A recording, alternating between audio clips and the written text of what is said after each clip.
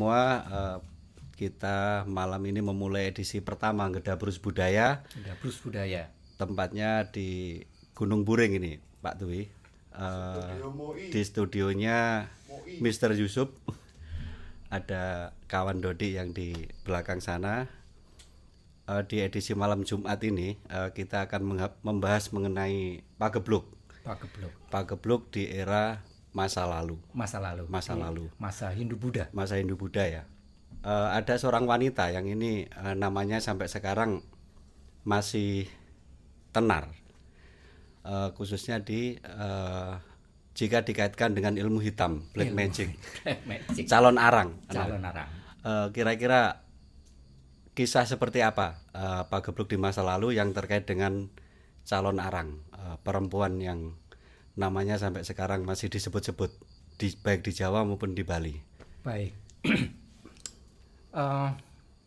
Informasi tentang pandemi atau lebih spesifik lagi endemi pada masa lampau, sumber data yang memberitakan khususnya di Nusantara.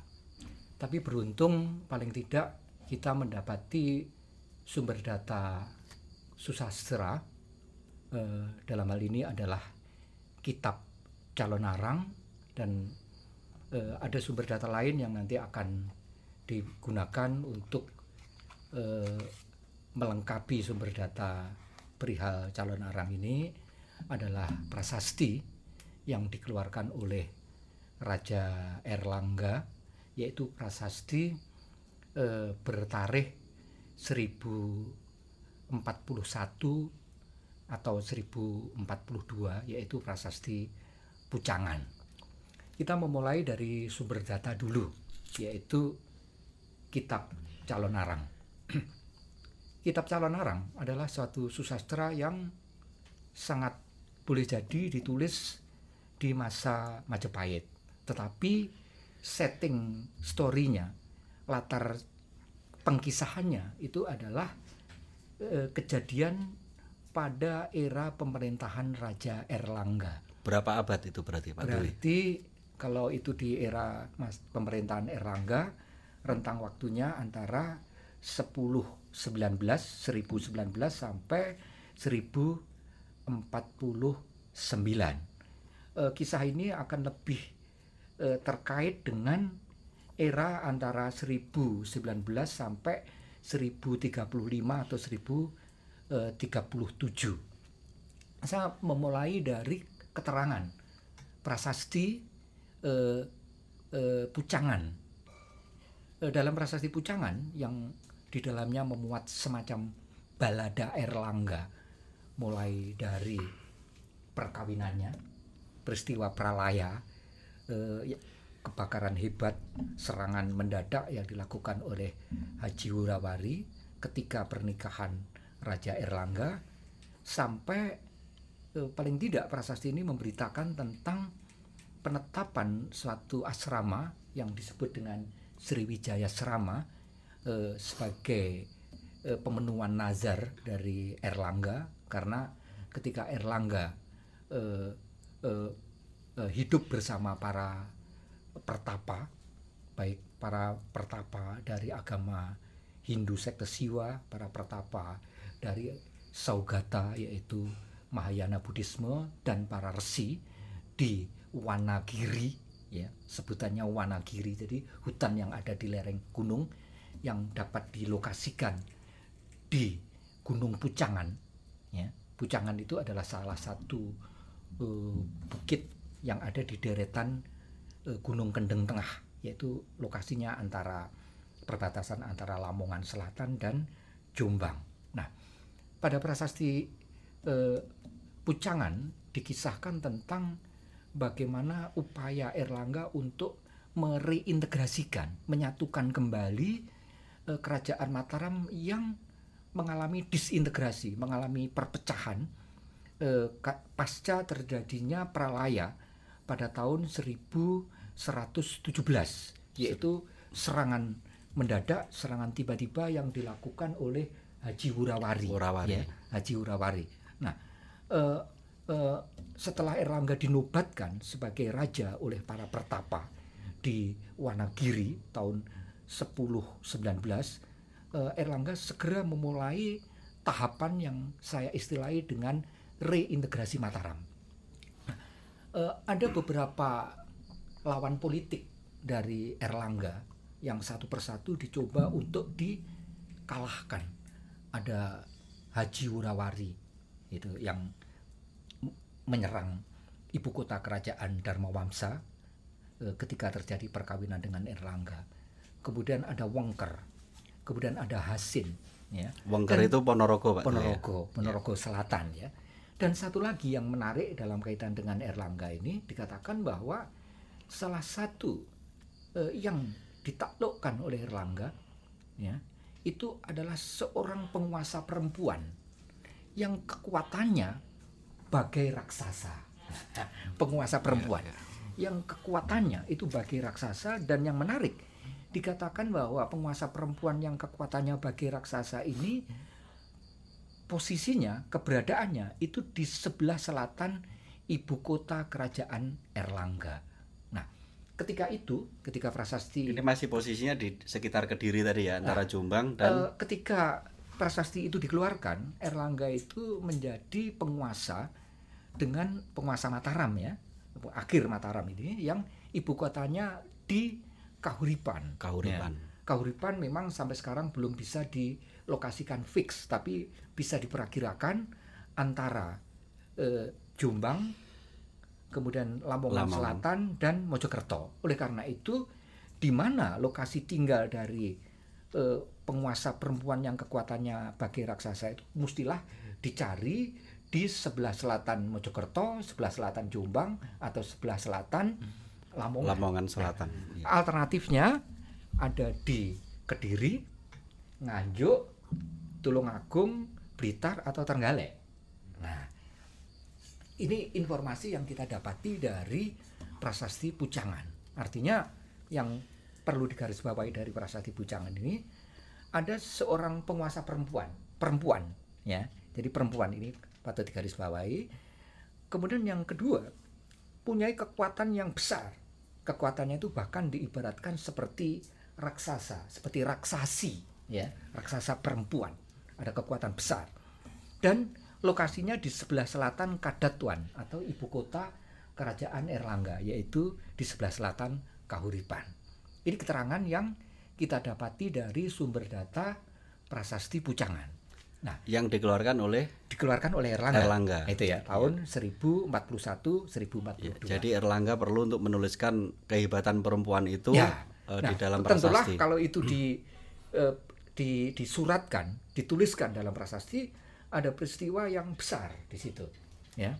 Peristiwa besar yang berkaitan dengan penguasa perempuan ini. Sayang sekali sejauh ini kita kalau hanya mendasarkan pada prasasti Pucangan, kita hanya mendapatkan informasi yang terbatas tentang siapa penguasa perempuan yang kekuatannya bagai yaksi, bagai raksasa perempuan ini. Nah, beruntung kita mendapatkan sumber data lain, ya, sumber data lain, walaupun sumber data lain ini diakronik, artinya sumber data yang tidak berasal dari masa pemerintahan Erlangga, yaitu sumber data yang berasal dari masa Majapahit, tetapi kisah yang terdapat di sumber data ini adalah kisah yang settingnya, latar historisnya itu dari era Erlangga, yaitu kitab Calon Arang. Nah, selain Calon Arang itu digambarkan dituliskan di dalam sebuah susastra, ya, susastra, baik ada yang berbentuk prosa tapi juga ada yang berbentuk kidung. Calon Arang juga dikisahkan di dalam legenda-legenda, baik legenda yang ada di Jawa walaupun samar-samar, ya, dan lebih kuat lagi justru kisah Calon Arang itu menguat di Bali yang kemudian dihubungkan dengan Rangda, ya. Rangda. Secara harafiah Rangda yang merupakan istilah dalam bahasa Jawa kuna dan Jawa Tengahan itu artinya janda, ya. Rangda menjadi rondo dalam bahasa Jawa Baru. Jadi dikisahkan seorang janda, ya, seorang perempuan yang menjanda yang bernama Calon Arang.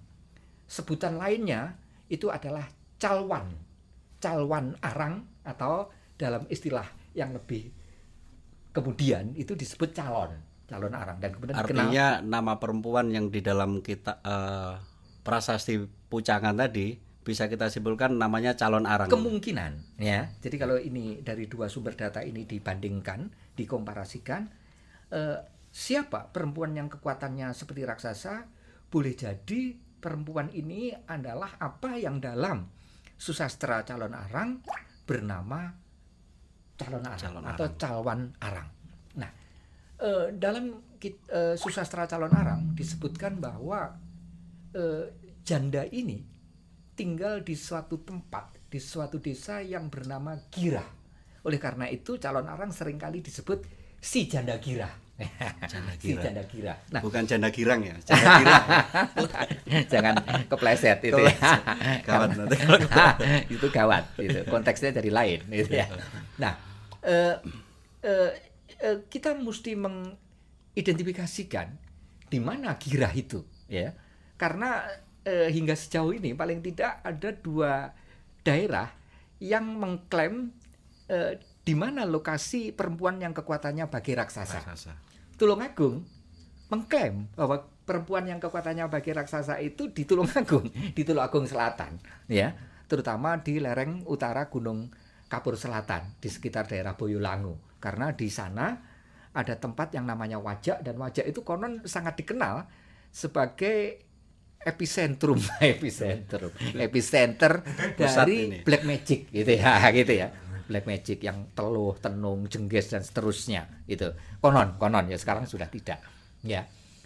Apakah benar bahwa calon arang dilokasikan di Tulungagung Selatan kalau mendasarkan alasan bahwa Tulungagung Selatan itu sempat menjadi epicenter dari orang-orang yang punya kekuatan yang orang menyebut sebagai black magic, ilmu hitam.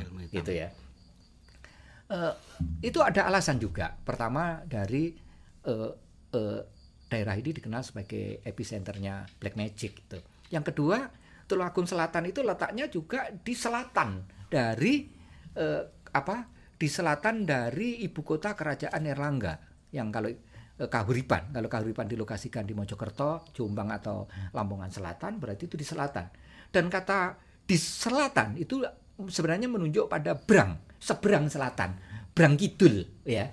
Kata Brang ini sangat mungkin dihubungkan dengan keberadaan sungai, terutama sungai besar, yaitu Berantas. Jadi mesti harus dicari itu apakah itu di Tulungagung atau di Kediri, karena dua-duanya punya alasan itu kalau dilihat dari Berantas, karena ada di seberang selatan Berantas. Nah, selain Tulungagung yang mengklaim calon arang itu berada keberadaan calon arang atau perempuan yang kekuatannya bagi raksasa itu adalah Kediri.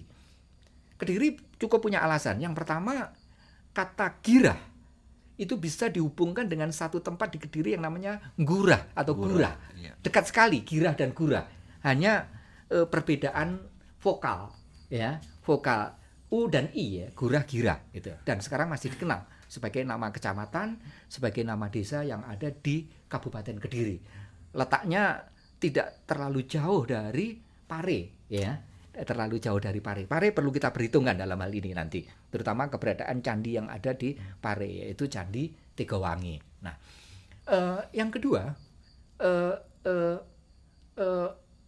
legenda lokal tentang calon arang itu masih berkembang juga di Kediri, termasuk di satu desa yang kurang lebih beberapa tahun yang lalu sempat viral karena di desa ini ada satu situs yang disebut dengan situs calon arang. Yang sempat dirusak itu ya? Ya, sempat dirusak itu situs calon arang. Ya, memang kalau kita tilik yang ada di situs calon arang, ada jejak-jejak arkeologis di sana. Ada yoni, ada kala, kemudian ada pecahan keramik, pecahan gerabah yang berserakan di sekitar punden calon arang, dan juga bata-bata besar yang ada di areal persawahan. Lokasinya di Gurah, ya, di Gurah bagian utara. Tidak terlalu jauh dari Pare, karena jarak dengan Pare paling hanya sekitar 5, paling jauh 7 kilo dari Pare, gitu ya. Khususnya nanti dari Candi Tegawangi yang ada di Pare. Nah, artinya dari peninggalan yang ditemukan tadi Ha-ha. lebih dekat si calon arang itu episentrumnya di Di Gurah Gurah kalau saya ketimbang Tulungagung. ketimbang di Tulungagung karena terutama dari toponim antara Gurah dan Gira ya, toponim ini dan jejak-jejak arkeologisnya mendukung ya. Nah, kisah calon arang ini memang sangat terkait dengan era satu peristiwa yang terjadi pada masa pemerintahan Erlangga karena walaupun susastra ini ditulis pada masa Majapahit ya, tetapi setting historisnya itu masa Erlangga. Intinya bahwa cerita Calon Arang itu menggambarkan tentang seorang perempuan, seorang janda yang memiliki anak perempuan cantik sebenarnya yang bernama Ratna Mangali gitu ya. Nah, tapi sampai sudah memasuki usia perkawinan, anak janda Girah yang bernama Ratna Mangali itu tidak segera mendapatkan jodoh, tidak segera mendapatkan orang yang berminat untuk menikahinya karena masyarakat takut kepada ibunya yang dianggap ibunya itu menjalankan ritus yang ketika itu dianggap ritus yang esoterik ya, ritus yang mengerikan ya, ritus yang mengerikan. Ritus apa yang dilakukan oleh si janda Girah, dan ini digambarkan jelas sekali di dalam kisah Calon Arang. Si janda Girah atau calon arang ini punya kerajaan, Pak Dwi, atau kalau kita hanya berdasarkan kekuatan dari ilmunya tadi, atau kalau bagaimana? kita menunjuk pada keterangan di dalam prasasti Pucangan, berarti dia penguasa lokal, iya tak? Dia adalah rival Erlangga, berarti dia adalah penguasa lokal. Mungkin ada kerajaan kecil ya yang ada di areal sekitar Gurah gitu, yang nantinya menjadi cikal bakal dari pusat pemerintahan kerajaan Kadiri. Karena ada kemungkinan pusat pemerintahan kerajaan Kadiri itu berlokasi di Gurah gitu. Jadi ini boleh dikatakan menjadi embrionya gitu ya. Yang dipimpin oleh seorang penguasa perempuan gitu ya. Nah, jejak-jejak arkeologis mesti kita cari gitu ya.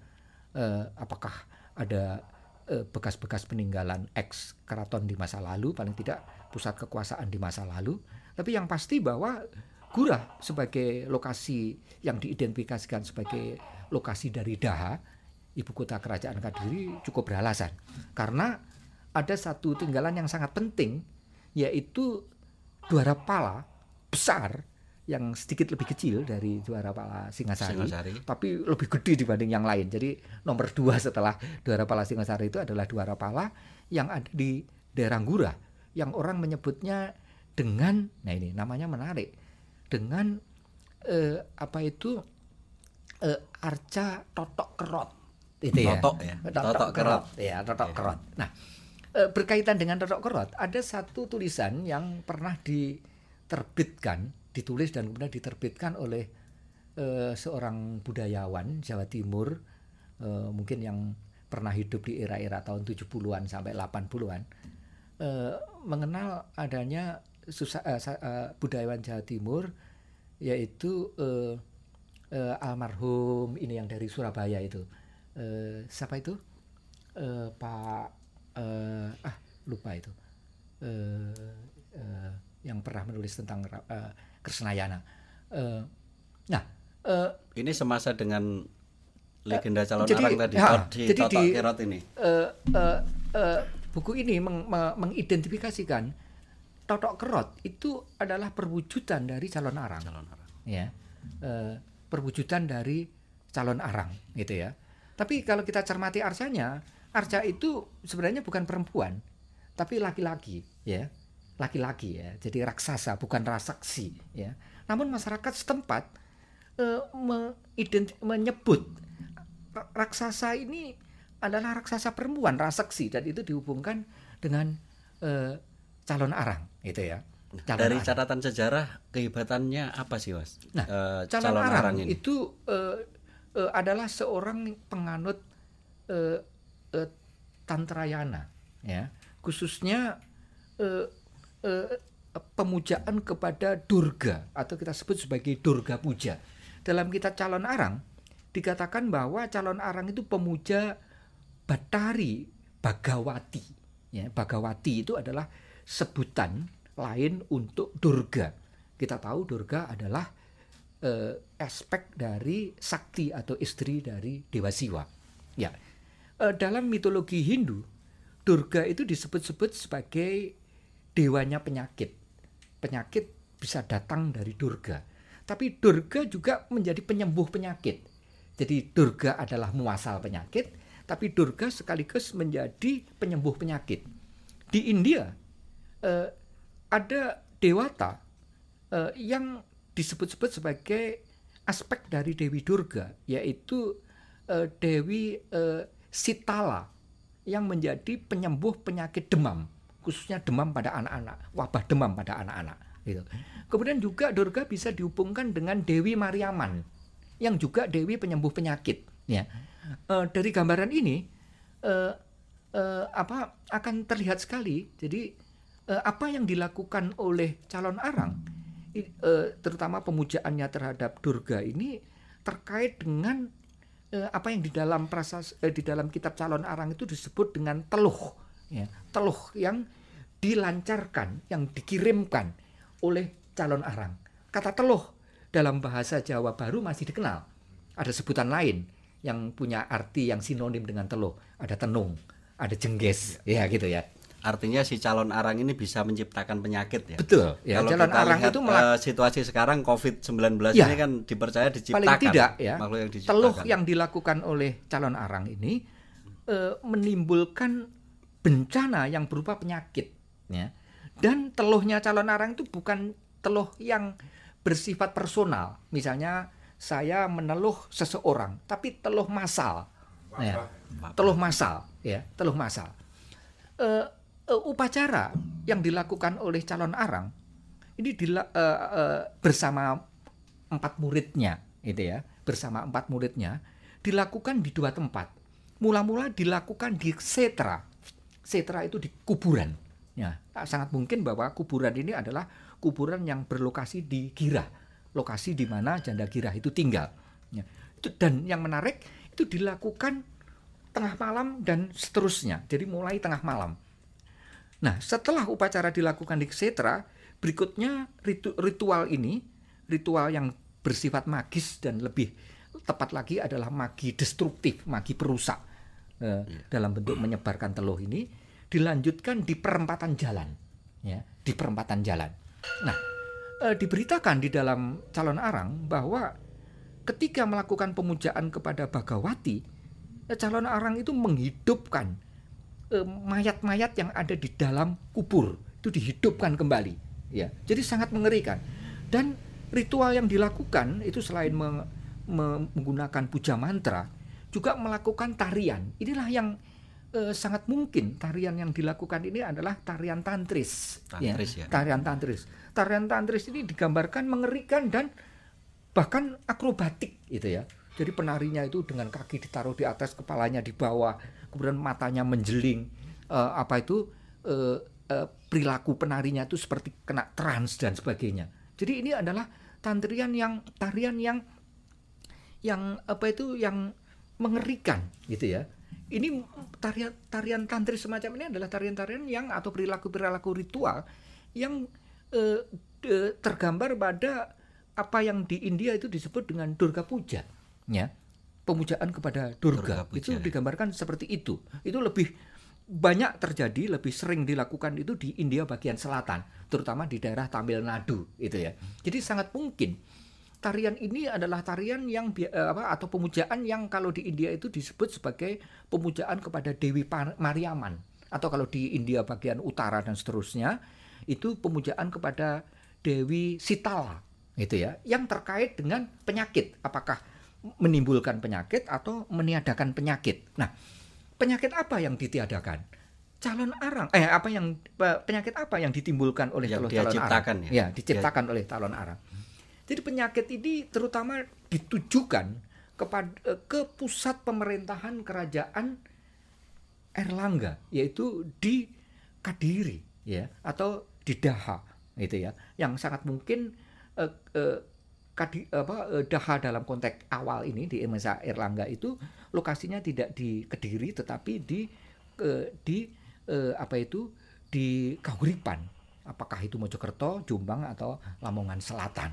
Nah, akibat dari teluh yang dilancarkan oleh calon arang ini menarik ya. Akibat yang dilakukan itu mirip dengan apa yang di Jawa disebut dengan bagebluk, sore loro esuk mati, atau esuk loro sore mati.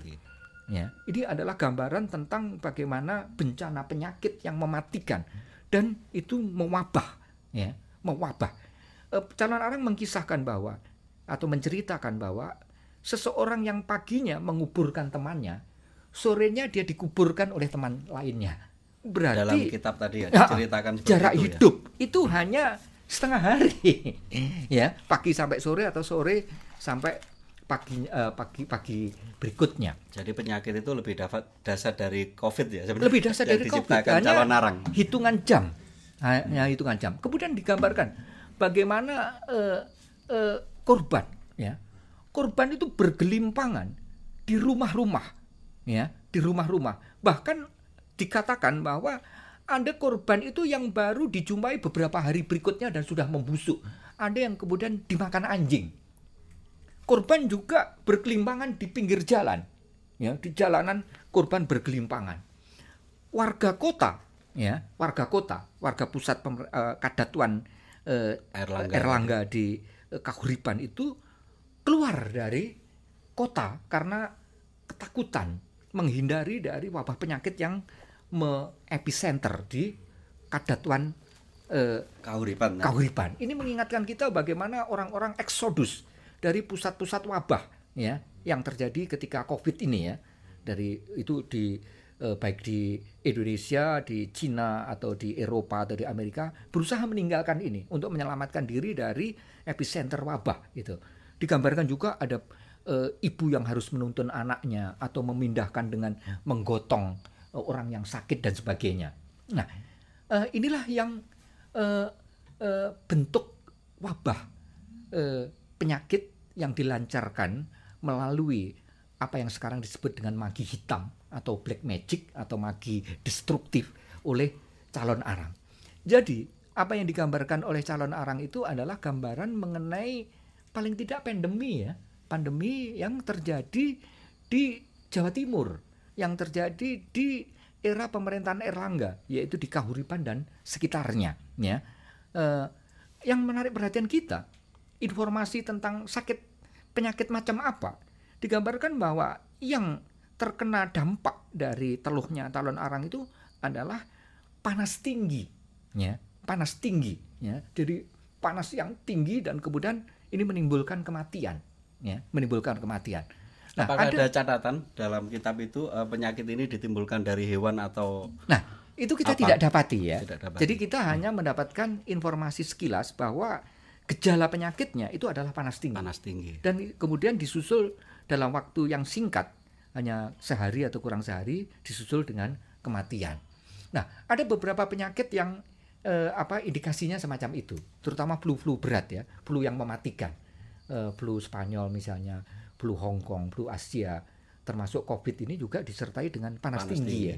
Dan sayang sekali kita juga tidak mendapat dari kitab calon arang ini kita tidak mendapatkan apakah ada gangguan pernapasan misalnya. Itu mungkin waktu itu belum sampai ke sana, ya, diagnosis penyakitnya, hanya disebutkan panas tinggi. Serangan penyakit itu meruntuhkan kerajaan Erlangga. Nah, inilah yang harus segera disikapi oleh Erlangga, bagaimana Erlangga mengatasi bencana, ya, yang ditimbulkan oleh calon arang, ya.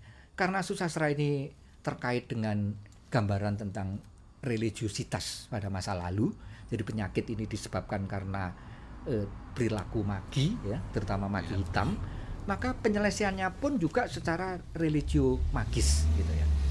Yang menarik perhatian kita, calon arang yang melancarkan teluh itu digambarkan melakukan teluhnya dengan menggunakan ritual Durga Puja, ya, Durga Puja.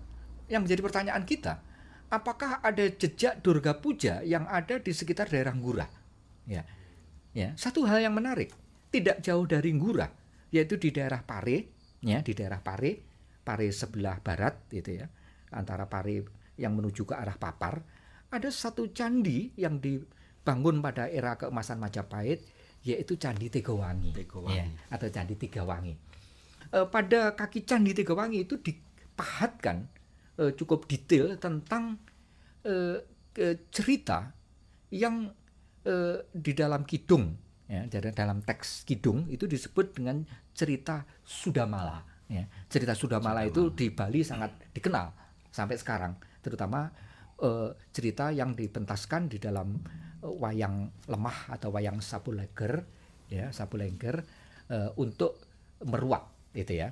Nah, cerita Sudamala itu ditokohi oleh perempuan yang merupakan aspek dari istri Dewa Siwa, yaitu Durga, atau dalam kisah Sudamala itu disebut dengan nama Ranini.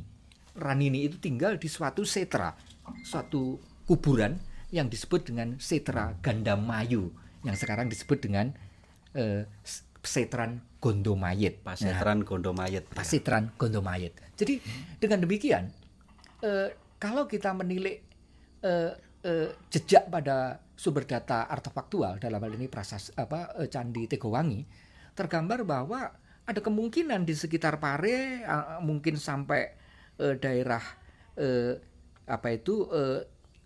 Ngurah, gitu ya, daerah Ngurah, ada komunitas, ada masyarakat yang menjadi pemuja Durga atau melakukan apa yang disebut dengan Durga Puja, dan salah seorang di antaranya adalah seorang perempuan yang merupakan rohaniawan pemuja Durga, yaitu Calon Arang.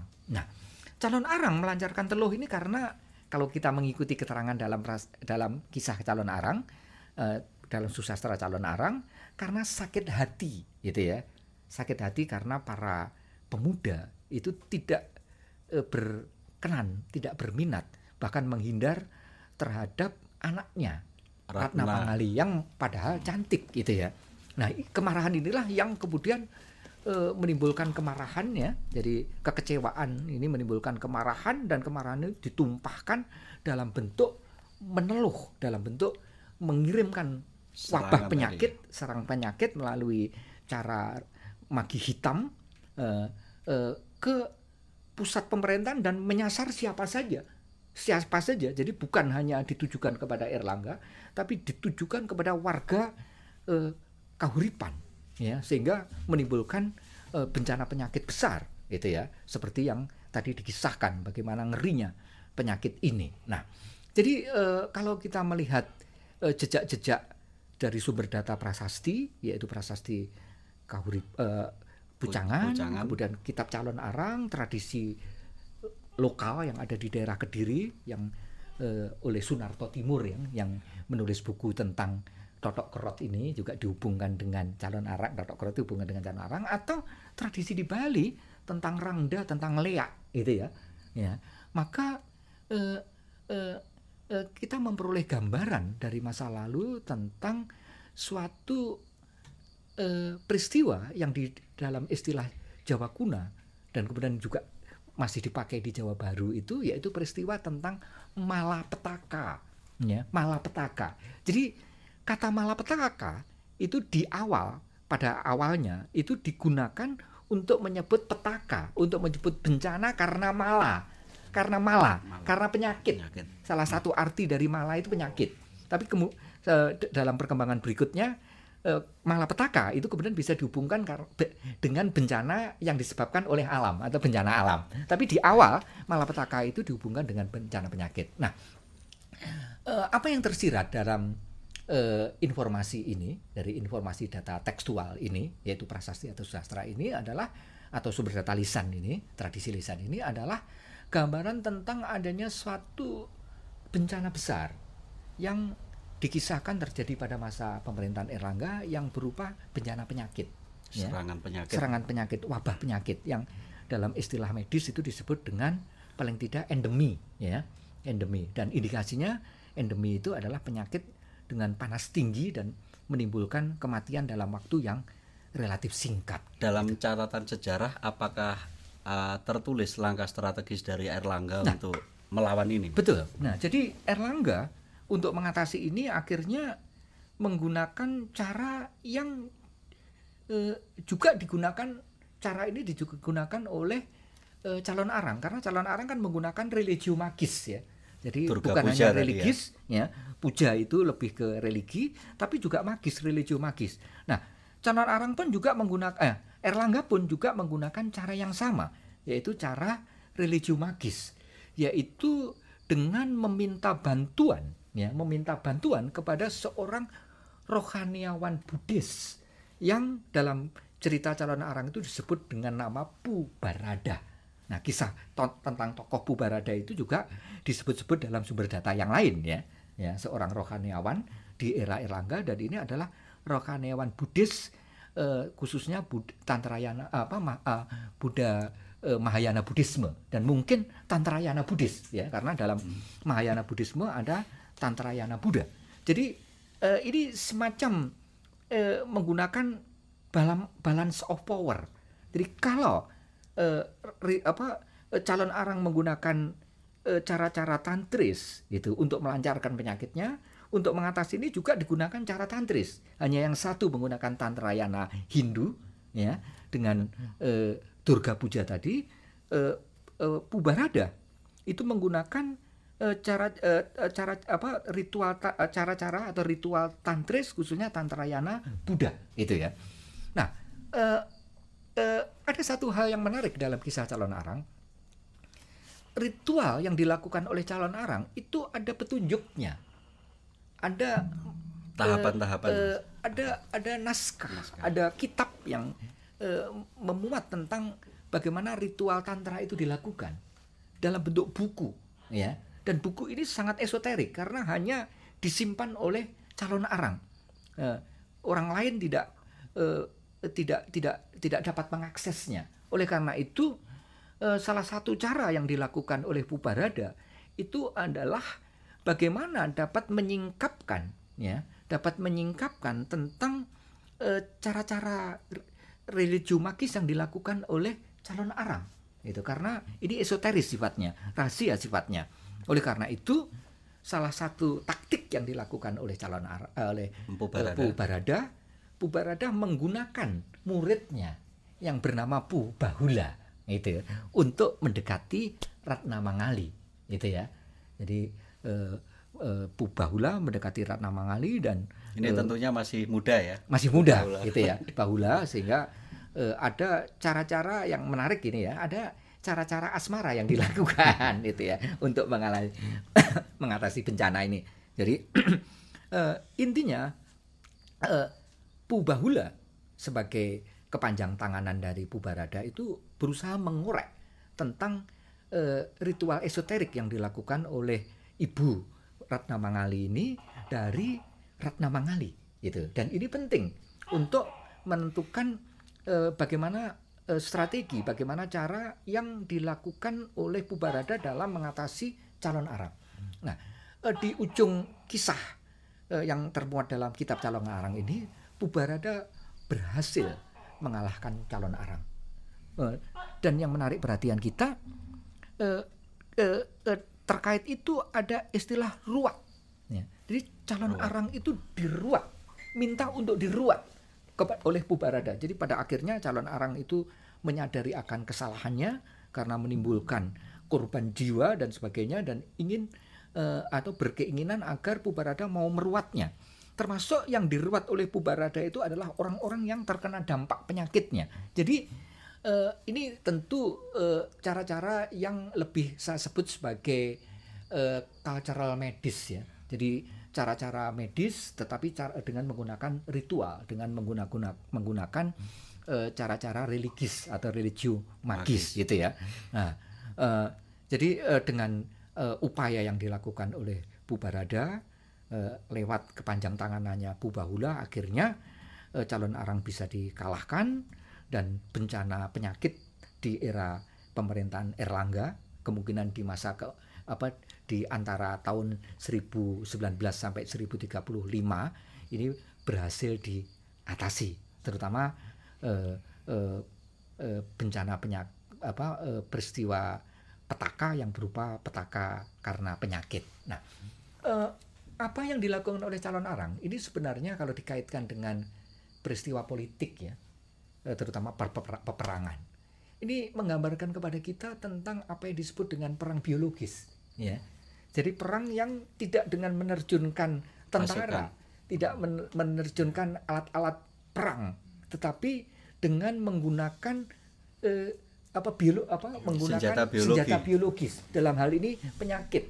Jadi karena yang calon arang tidak mengirimkan pasukan, mengirimkan prajurit untuk menyerang ibu kota kerajaan, tetapi melancarkan wabah, ya, melancarkan wabah. Ini mirip dengan apa yang dalam istilah modern disebut dengan perang biologis, gitu, ya, dengan menggunakan entah itu virus, entah itu bakteri atau hal-hal lain yang mematikan. Nah, jadi sebenarnya perang biologi itu adalah dalam hal ini kisah calon arang memberikan gambaran tentang itu. Tetapi yang tidak kalah pentingnya terkait dengan peristiwa di masa sekarang ya, terutama peristiwa yang berkenaan dengan COVID-19 ini, bahwa kita pernah punya rekam jejak ya di Nusantara, khususnya di Jawa, punya rekam jejak tentang adanya apa yang dalam bahasa Jawa disebut pagebluk, apa yang dalam bahasa Jawa disebut dengan bencana karena penyakit atau malapetaka.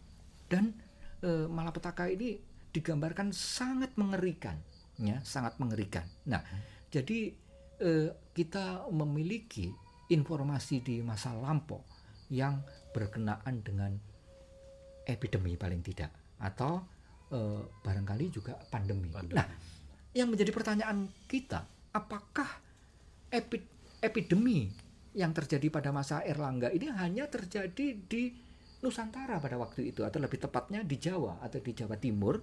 Apakah ini merupakan bencana karena penyakit yang sebenarnya lebih luas pada waktu itu di Asia?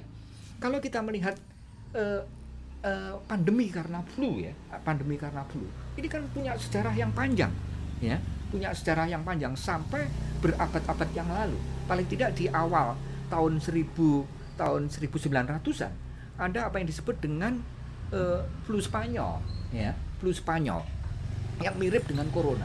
Apakah yang terjadi pada masa Erlangga dengan bencana yang menurut kisah calon arang itu disebabkan karena teluhnya calon arang ini, memberikan gambaran kepada kita tentang adanya epidemi atau bahkan endemi, pandemi yang pada waktu itu terjadi tidak hanya di Jawa Timur tapi merupakan bencana global.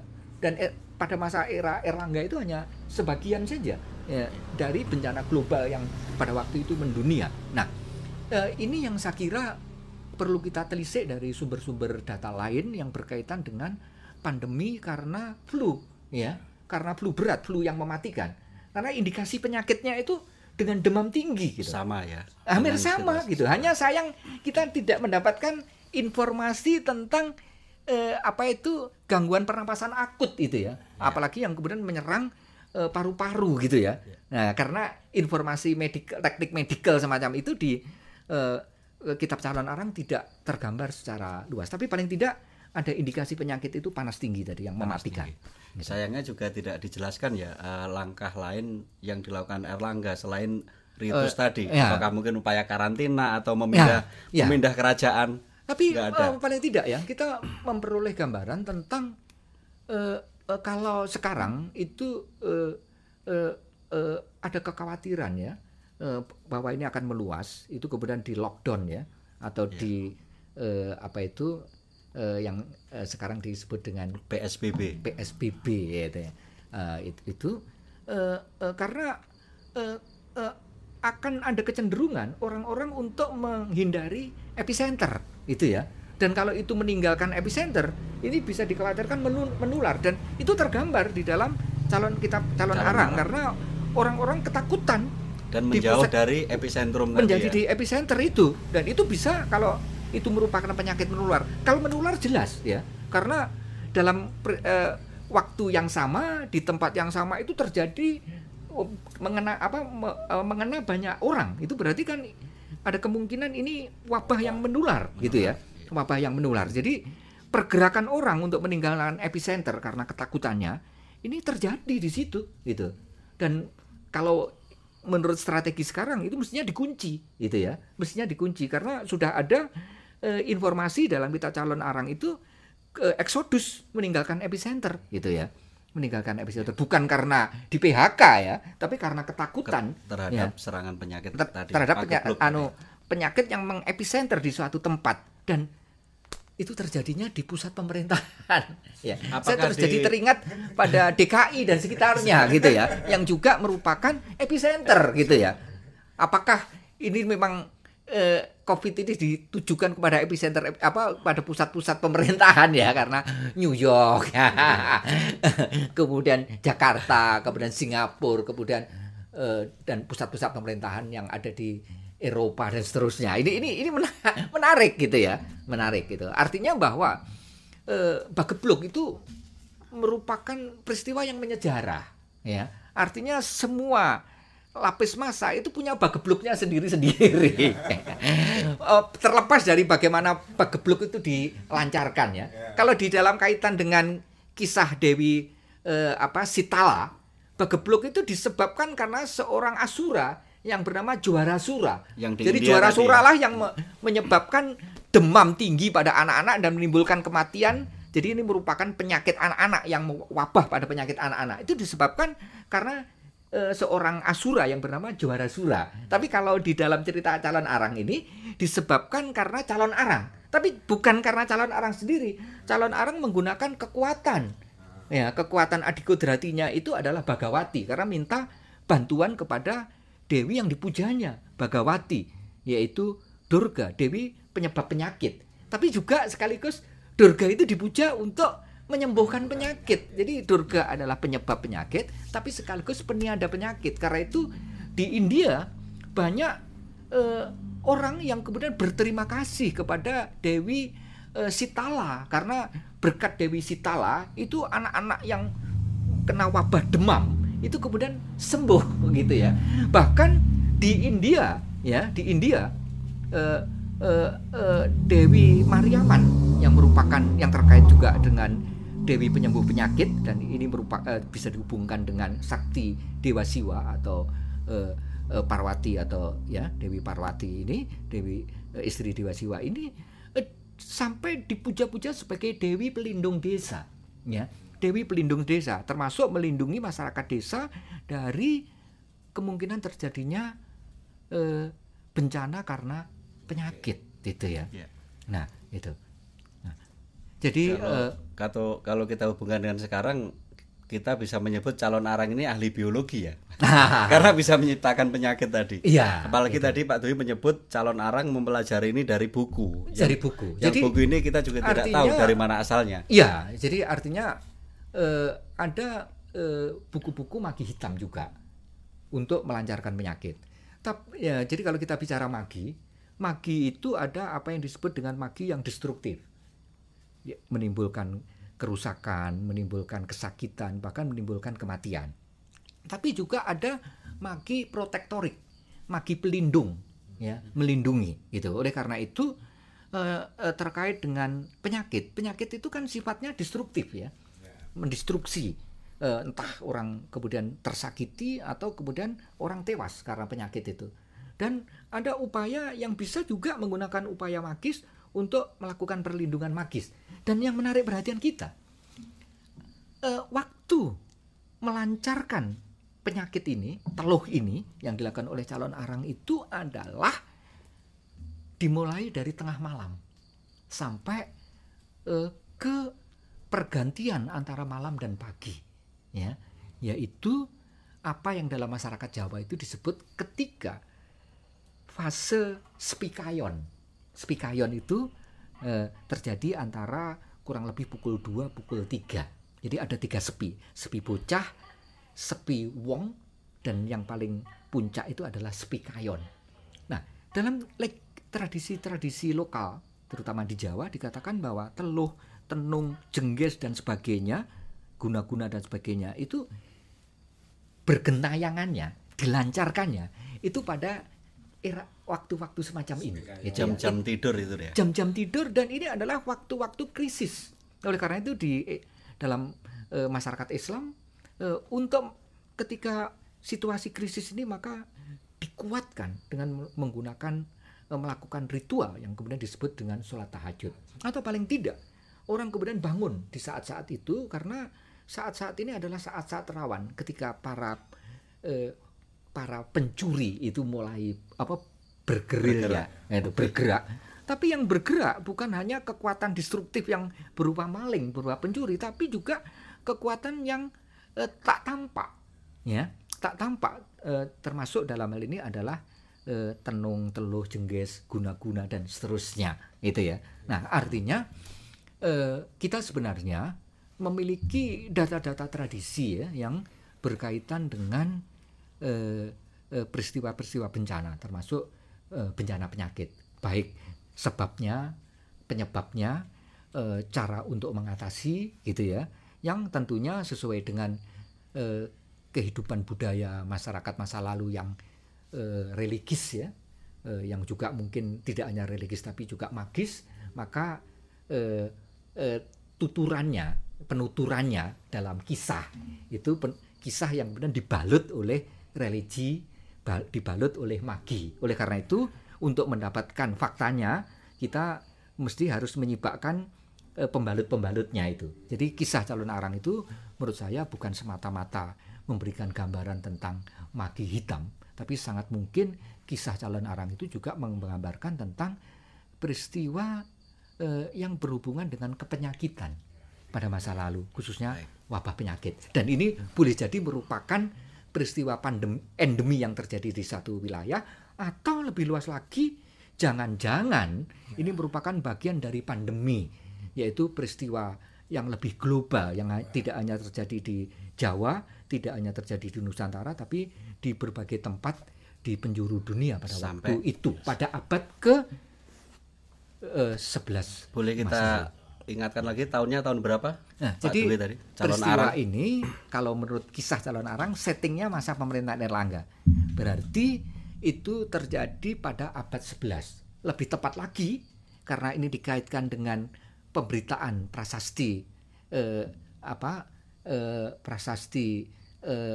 Pucangan yang angka tahun dari 1041-1042 bahwa penguasa perempuan yang kekuatan seperti raksasa ini berusaha diatasi oleh Erlangga antara tahun 1119 sampai 1135.